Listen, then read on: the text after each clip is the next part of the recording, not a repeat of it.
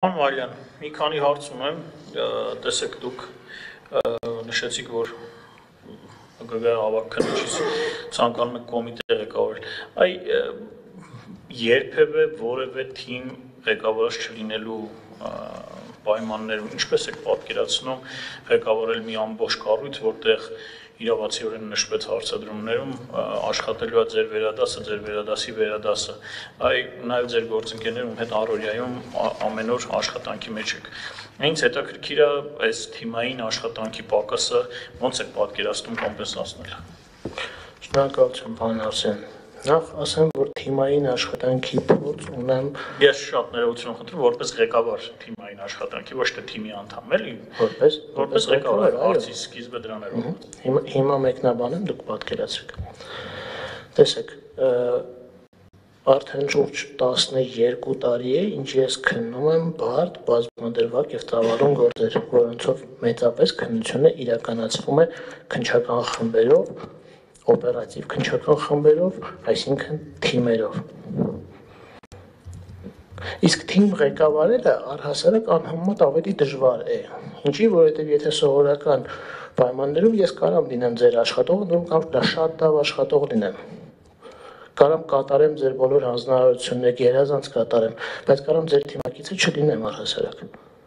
Իսկ թիմը իրանից ենթադրում է արդեն գաղափարի հիման վրա միավորված անձանց որոշակի խումբ։ Եվ ստեղ արդեն ղեկավարումը իրականացվում է ոչ թե վարչական լծակների միջոցով, այլ ունեցած մարդկային մասնագիտական հեղինակության շնորհիվ։ Ես թիմային աշխատանքի ու թիմային ղեկավար աշխատանքի այսպիսի փորձ ունեմ։ Ես հիմա փորձ ունեմ, որ իմ թիմում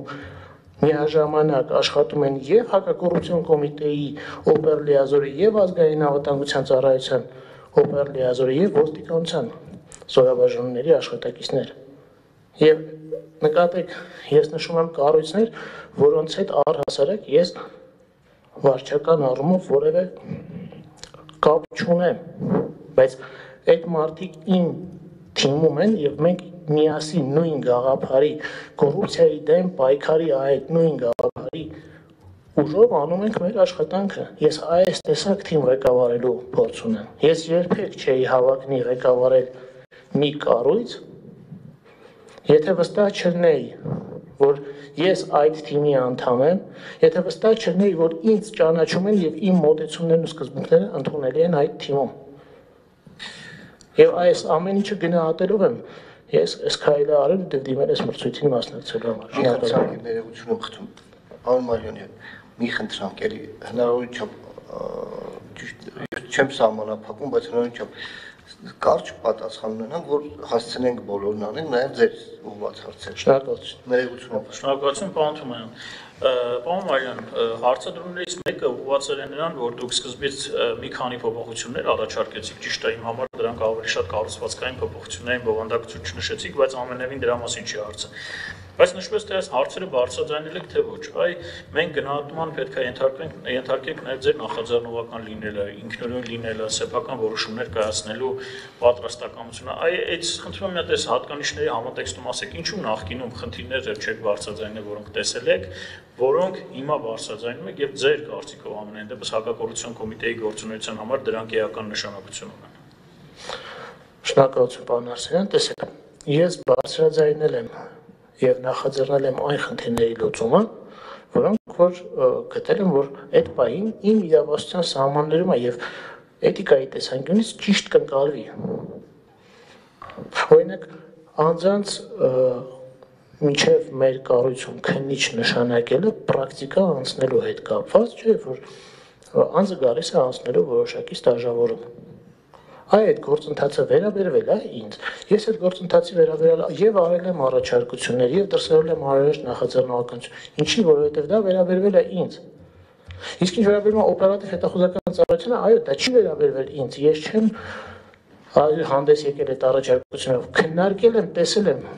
որպես մարդ, որ օպերատիվ հետախուզական գործունեությունը գիտի ոչ միայն այդ օրենքը կամ մնացածը կարդալուց, այլ սովորել է դա որպես գիտություն ոստիկանության ակադեմիայում,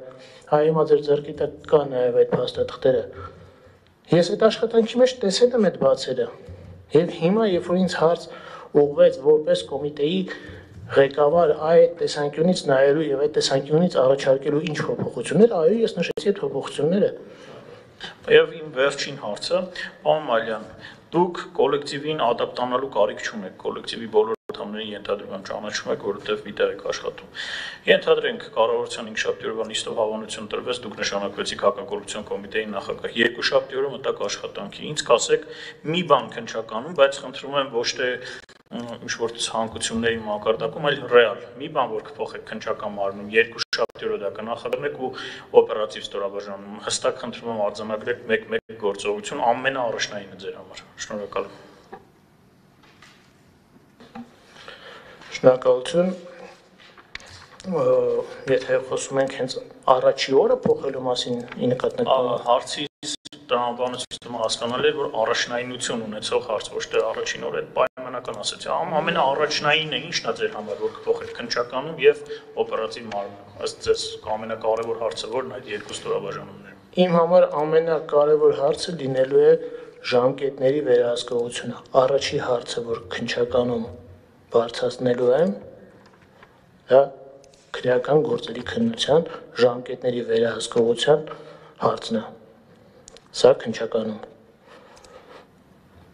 Ինչ վերաբերում է օպերատիվ հետախուզականում, օպերատիվ հետախուզական ծառայության արդեն իմ ենթակայության